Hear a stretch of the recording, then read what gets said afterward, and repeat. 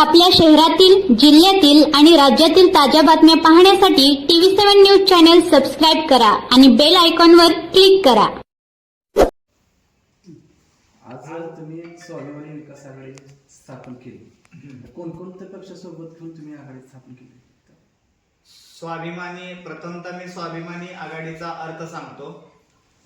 ज्याला मान, सन्मान, अभिमान ही एकत्र घेऊन येणारी ही आघाडी म्हणजे सर्वसामान्यांची ही आघाडी आहे. BSP आहे, न्यू राष्ट्रीय समाज पार्टी आहे आणि MIM पक्ष आहे, RPI आहे. असे अजून जे येणार आहे, पत्रकार परिषद, अजून रिपब्लिकन सेना सुद्धा आहे. ह्याच्यानंतर अजून सुद्धा ज्याला जे पक्ष येणार आहेत त्यांची सुद्धा ही स्वाभिमानी आघाडी आहे. बाकीच्या पक्षाबरोबर आमची चर्चा ही चालू आहे स्वाभिमानी आघाडीमध्ये येण्यासाठी. स्वाभिमानी आघाडी करत असताना तुमच्या आता जिल्हा परिषद पंचायत समितीला काय अजेंडा असणार?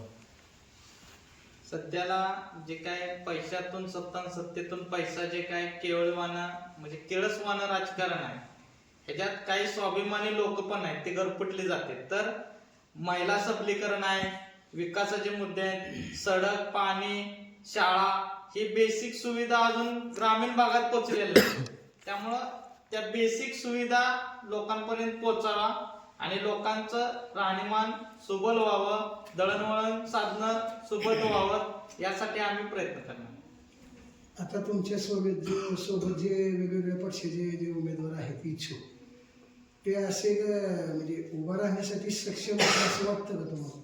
हे बघा, सक्षम याचा अर्थ काही भांडवलशाही, कारखानशाही, पैसेवाल्याने असं म्हणलाय की तो माणूस 15 ते 20 लाख रुपये मार्केटला घालेल का, असाच याचा अर्थ सक्षम. पण स्वाभिमानी आघाडीचा सक्षम अर्थ असाच आहे, ज्यानं अर्ज भरला तो माघारी न घेणं आणि जनतेच्या समस्यांना सामोरे जाणं, हा स्वाभिमानी आघाडीचा उभं राहण्याचा हा हेतू आहे. आणि आमच्यातले सर्व कार्यकर्ते तन, मन, धन, अर्थ हे सगळ्यांशी सक्षम आहेत, जनतेपर्यंत जाण्यासाठी प्रबळ आहेत. आणि तुमच्या पक्ष जे सगळ्या पक्षाची तुम्ही आघाडी केली आहे, त्या पक्षाचं काही जागा वाटप, काय सूत्र काय ठरलेलं आहे तुमचं? तुम्ही बोला. अजून तर नाही, पण निश्चितच लवकरच आम्ही जाहीर करणार आहे. अजून काय पक्ष आहेत त्यांच्यासोबत बोलणं चालू आहे. त्या सर्वांना विचारात घेऊन योग्य वेळेस आम्ही त्या सगळ्या गोष्टी जागा वाटपाच्या आम्ही जाहीर करू. सूत्र कसं असणार आहे? तर कसं आहे की आतापर्यंत तुम्ही बघितलं की दब्या कुचलेली लोक आहेत. मग इथल्या मातंग समाजाला आजपर्यंत ZP तिकीट दिलं नाही, पंचायत समितीचे तिकीट दिलं नाही, होलार समाज आहे, त्यानंतर बौद्ध समाज आहे. ही ज्या ज्या वेळेस आरक्षित जागा पडल्या जाते, SC आरक्षण असेल तर SC मध्ये विचार केला जातोय. पण ओपन मधून पण हा जो समाज आहे यांचं या मतदारसंघामध्ये अतिशय प्राबल्य आहे. निर्णायक मतदान ह्या समाजाचं आहे. बौद्ध असेल, मातंग असेल, होलार समाज असेल, ही निर्णायक मतदान असताना सुद्धा ह्या प्रस्थापित पक्षांना ही जी लोक आहेत ती विचारात न घेता त्यांच्या म्हणजे त्यांचे जी कार्यकर्ता आहेत, हित संबंध असणारी जी माणसं आहेत, लॉ ऑर्डर, पैशा पाण्यानं ह्या माणसांना ती संधी देऊन पैशाचा वापर करून ह्या दब्या कुचल्या समाजाचे मतं विकत घेऊन की त्यांच्या राज्य करण्याचं जे आतापर्यंत चाललेलं आहे काम, विकास बघायला गेला तर ZP जिल्हा परिषद गटामध्ये काय विकास करत नाही. हे नुसतं जिल्हा परिषद गाडीच्या बोर्डावर नाव लावायचं आहे, सदस्य म्हणून नाही करायचं आहे आणि काम ज्याने तिकीट दिलेलं आहे त्याचीच हमाली करायची आहे. विकास बघायला गेला तर लॅम्प सोडला तर काय लावलेला आहे त्यांनी, काय विकास केला नाही. कुठल्याही जिल्हा परिषद सदस्याने आमच्या संग डिबेटला बसून सांगू द्या हे विकास केलाय म्हणून. काय जिल्हा परिषद सदस्य तर आम्ही बघितलं की आमच्या गावामध्ये त्यांना जिल्हा परिषद सदस्याची व्याख्याच माहित नाही. अशी सदस्य निवडून येते ती आणि ती जनतेचा विकास करू शकत नाही. त्यामुळं शिकल्या सवरलेली सुशिक्षित लोक आणि युवक वर्गाला भागीदारी देऊन आम्ही या ठिकाणी निवडणुकीच्या रिंगणात पूर्ण ताकदीने उतरणार. तुमच्या युतीचा आघाडीचा जाहीरनामा आणि वचननामा काय असणार? भारतीय संविधान हाच आमचा वचननामा आहे. कारण की भारतीय संविधानाने जे आम्हाला अधिकार दिलेला आहे, खऱ्या अर्थानं बघायला गेलं तर त्या अधिकाराचं म्हणजे कुठंतरी उल्लंघन होते की त्यांच्याकडून निवडून आल्यानंतर जे विकास व्हायला पाहिजे तो विकास ह्या सदस्याकडनं होत नाही. त्यामुळे येणाऱ्या काळात भारतीय संविधान हाच आमचा अजेंडा आहे. कारण की येणाऱ्या काळामध्ये जी संविधानाने अधिकार लोकांना दिलेला आहे ती खऱ्या अर्थानं आम्ही काम करणार. जाहीर करताय ना? हो, आज आमचं जे आहे जाहीर आहे आमचं. आणि अजून काही छोटे मोठे पक्ष आहेत की त्यांच्यासोबत बोलणं चालू आहे, ती पण आमच्यात येणार आहे. शौकत भाई MIMचे अध्यक्ष बोल. आताच आमचे गावामध्ये अजय ठोकळे यांनी जे का म्हणणं मांडलं त्यांचं की संविधान हेच आमचं जाहीरनामा असणार आहे. तर संविधानाप्रमाणे आज आपण बघतो की किती त्याचा आचरण त्या पद्धतीनं होतं निवडून आलेल्या पदाधिकाऱ्याकडून. तर आमचं एक भूमिका इथं असणार आहे की जो माणूस या ठिकाणी निवडून आमच्या स्वाभिमानी विकास आघाडीमार्फत जाईल तर तो संविधानाला मानणारा, प्रस्थापिताचा विरुद्ध बंड करणारा, कारण पुन्हा पुन्हा तेच व्यक्ती निवडणुकीमध्ये उभा राहणे आणि निवडून येणे हे कुठेतरी खंडित झालं पाहिजे. नवीनाला, युवकांना, शिकलेल्यांना संधी मिळाली पाहिजे हाही यातला मुद्दा. आणि दुसरं म्हणजे विकास करत असताना आम्ही जे काही एक विकास स्वाभिमान आपला कुठेतरी स्वाभिमान जपला पाहिजे प्रत्येकाने आणि त्या पद्धतीतून समाजामध्ये कार्य झालं पाहिजे ही भूमिका घेऊन MIM पक्ष देखील या बॅरिस्टर ओवी साहेबांचे जे विचार आहेत ते तळागाळात पोहोचवण्याचा प्रयत्न चालू आहे. आज ग्रामीणमध्ये नगरपालिका असतील, महानगरपालिका असतील, जोमाने हा पक्ष त्या ठिकाणी उमेदवार उभा करत आहे आणि आपले पक्षाचे विचार त्याप्रमाणे आचार करण्याचा प्रयत्न करीत आहे. याही सांगोली तालुक्यामध्ये नक्कीच आम्ही स्वाभिमान विकास आघाडीला असेल किंवा आमच्या समविचारी पक्षाच्या संदर्भातून आम्ही निर्णय घेऊन जिल्हा परिषद पंचायत समितीमध्ये MIM मार्फत आम्ही उमेदवार देऊ. RPIच्या वतीनं काय म्हणतात? बोला. RPI तुमची काल पक्षाची मीटिंग झाली, काय ठरलं? काल वेळापूरला आमची सोलापूर जिल्ह्याची बैठक झाली. माननीय प्रदेशाध्यक्ष राजाभाऊ सरवदे यांच्या मार्गदर्शनाखाली मीटिंग झाली. येणाऱ्या काळात पंचायत समिती व ZP ह्या कशा रीतीने लढायच्या ह्या विचार विनिमयासाठी काल आमची महत्त्वाची बैठक होती. त्या बैठकीत विषय असा झाला की आमचे आता RPI आम्हाला ते कुठला पक्ष गृहीतच धरत नाही हो. ज्याच्या संघ आमची युती आहे ते सुद्धा गृहीत धरत नाही. ती मातापुरता फक्त उपयोग करते ते. राजाभाऊनं आम्हाला काल डेमो दिला, तुम्हाला जी योग्य वाटते कार्यकर्त्याला ती योग्य करा. त्याच्या पाठीमागे मी खंबीरपणे आहे. सांगोला तालुक्यात RPI आठवलेगड स्वाभिमानी आघाडीसोबत सर्व जागा लढवणार.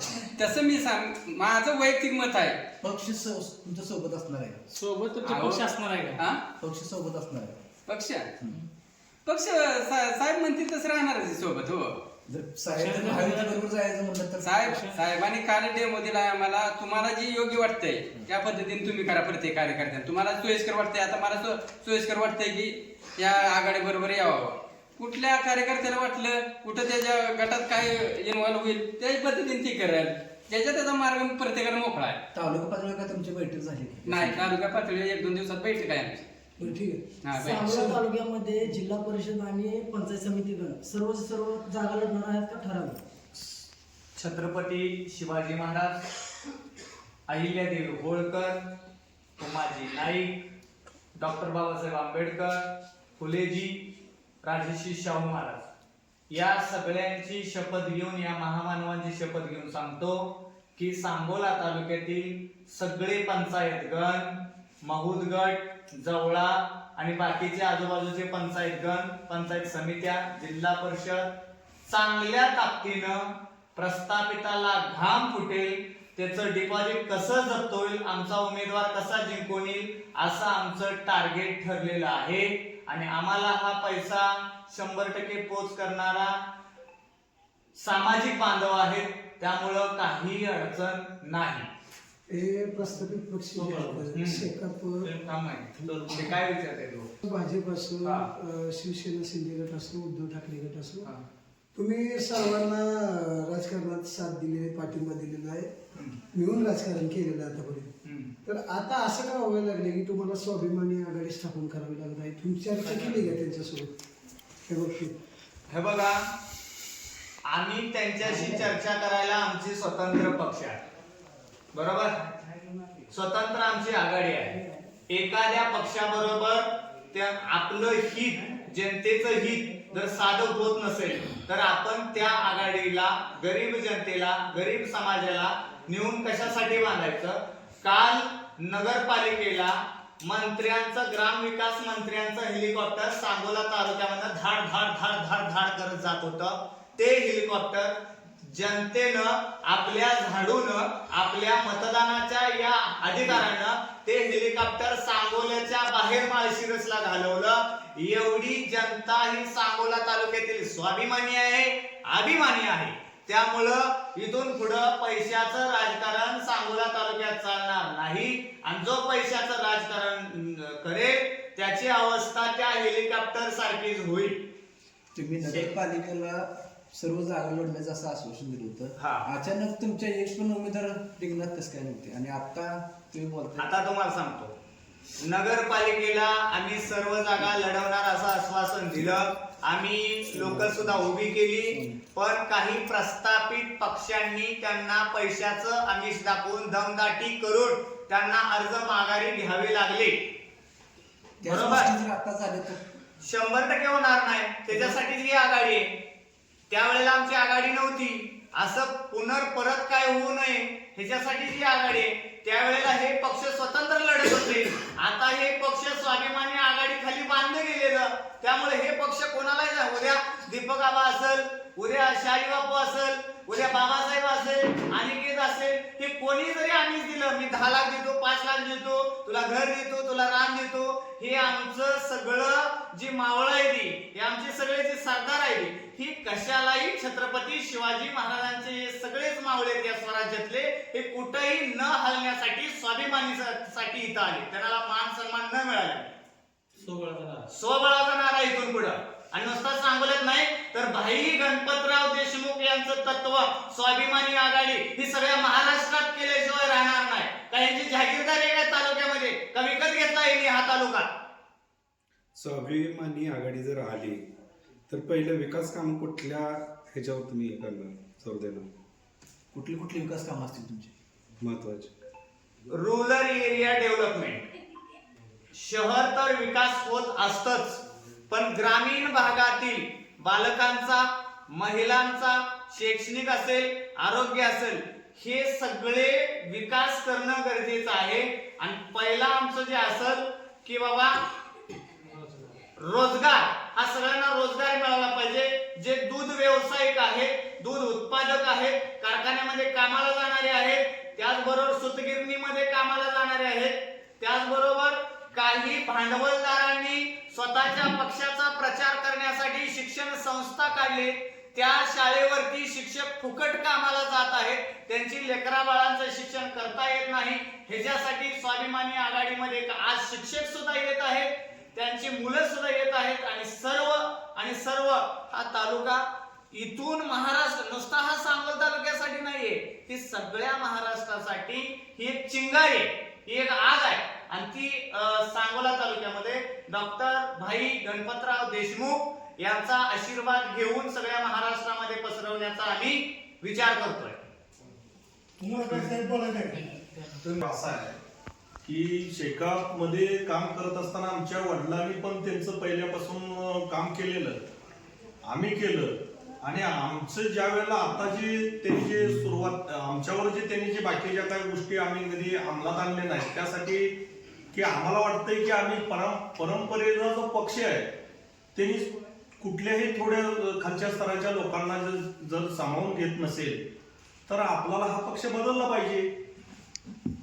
ह्या भूमिकेनं आम्ही बदल केलेला आहे. बोला तुमचं बोल. मी बाळासाहेब राजगे. पहिल्यांदा निवडणूक लढवतो. पहिल्यांदा. काय वाटतं एकंदरीत आता जनतेसमोर जाताना काय? जनतेसमोर आम्ही जात असताना हा स्वाभिमानी पक्ष हा फुले शाहू आंबेडकर या विचाराचा पक्ष आहे. आणि हा पक्ष निश्चितपणे आम्ही पूर्णपणे ताकदीने पुढे नेऊ. आमच्यावर जेवढी जबाबदारी पक्षाने दिली तेवढी पूर्ण प्रामाणिकपणे आम्ही काम करू. तुमचं काय महूद जिल्हा परिषद गटात आता शेका पक्ष बलाढ्य आहे, शिवसेना आहे, त्याच्यासमोर तुम्ही पहिल्यांदा निवडणूक लढवणार. बलाढ्य म्हणजे नक्की कशासाठी म्हणायचा? तो आर्थिक बलाढ्य आहे का कामातनं बलाढ्य का विकास कशासाठी तो बलाढ्य असं समजायचं आपण? महत्वाचा मुद्दा कुठंही त्या गटामध्ये कुठलंही सार्वजनिक कुठलं काम नाही. महूद सारख्या सिटीला एसटी स्टँड सुद्धा नाही. इतकी जबरदस्त वाहतूक कोंड्याची तर घेऊन जातात आणि पूर्ण तिथं कुठलीही महिला सुरक्षित नाही. कुठलाही विषय त्यांनी फक्त ही पैसेवाल्याला 2 कोटी रुपये खर्च किंवा पंचायत समितीला 1 कोटी रुपये दे, ही अशी त्यांची भावना. बलाढ्य ही आर्थिक बलाढ्य, विकासाच्या कामाला बलाढ्य एकही नाही. आणि फक्त गाव घरी जाऊन त्यांच्या रामराम घालणं, त्यांचं भेटणं हा बलाढ्य नाही किंवा त्यांचा विकास नाही. तुम्ही सर्वसामान्य पुढे जाताना त्यांना दिशा दाखवून द्या, मी काय करू शकतो. आम्ही सत्तेत नसताना सुद्धा केले, करून दाखवतोय. मोहल्ला CCTV केलेले आहे, एसटीचा मुद्दा आहे, सार्वजनिक भरपूर असे उपक्रम राबवलेले आहेत. आमचा महत्वाचा मुद्दा आहे. सांगोला तालुक्यामध्ये खवासपूर या ठिकाणी मुख्याध्यापक शाळेवर नसतात. तिथं प्रायव्हेट 5 ते 7 हजार रुपये पगारानं लेडीज कामाला तिथं ठेवले जातात. अशी एक घटना आहे सांगोला तालुक्यात. आजपर्यंत आपले हे आमदार आहेत, या आमदारांचं लक्ष सांगोला तालुक्यातील प्राथमिक शाळेवरती नाही. गरीब वंचित समाजाची लेकरं त्या शाळेवर जातात. हा पहिला उदाहरण आहे. त्यामुळं प्राथमिक शाळेवरती लक्ष ठेवणं, शिक्षक येतो जातो, शिक्षकांच्या गरजा, त्या मुलांच्या गरजा हे सुधारणं हे गरजेचं आहे. आणि प्रायव्हेट शाळांमधली जी दुकान आहेत ना, यांची पैसे घ्या ना ऍडमिशन द्या, पैसे घ्या ना ऍडमिशन द्या. अहो इथं 11वी 12वीला सुद्धा पैसे घेऊन मुलं पास केली जातात बोर्डावर. ही यांची पात्रता, यांच्या शाळेचा निकाल लागत नाही. त्यामुळं गुणवत्ता तालुक्यामध्ये, आर्थिक गुणवत्ता, व्यावसायिक गुणवत्ता, डेव्हलपमेंट गुणवत्ता आणि राजकीय सुद्धा गुणवत्ता. आज राजकारणाची पातळी खालच्या ह्याला घसरलेली आहे. काल बघा कोणाची आई बहीण वगैरे ही ह्याच्यावर वातावरण चाललंय. त्यामुळं हा तालुका भाई गणपतराव देशमुख यांच्या तत्वाचा तालुका आहे, शांततेचा तालुका आहे. अशा पद्धतीनं राजकारण, समाजकारण अशाच पद्धतीनं तालुक्यामध्ये चाललं. अजून खासदार साहेब बोला, पाटील तुम्ही बोला. आता निवडणूक लढवत असताना तुमचे उमेदवार वेगवेगळ्या गटात उभं राहतील, गणात उभं राहतील. समजा जर प्रस्थापित पक्षाकडून तुमच्या उमेदवारांना सेटलमेंटचं राजकारण जर केलं तुमच्या उमेदवारासोबत चर्चा करून, तर त्या बाबतीत तुम्ही काय हमी द्याल? ऐका, बोलू का मी? बोल. सेटलमेंटचं राजकारण जर केलं तर मागल्या वेळेला भाजप आणि शेकापला कसा सांगोला तालुक्याने झटका दिला, तसा स्वाभिमानी आघाडीला झटका बसेल. बरोबर? त्यामुळं स्वाभिमानी आघाडी त्यांचा अभिमान आणि स्वाभिमान कधीच विकत जाणार नाही. आम्ही 100% स्वतःच्या ताकदीवर, ते जर आमच्या सोबत आले, स्वाभिमानीमध्ये शेकाप येतो म्हणलं, स्वाभिमानीमध्ये शिवसेना येतो म्हणले, आबा स्वाभिमानी येतो म्हणले, त्यांना घेऊन आम्ही राजकारण करू, पण त्यांच्यात आम्ही जाणार नाही. ठाम भूमिका आहे.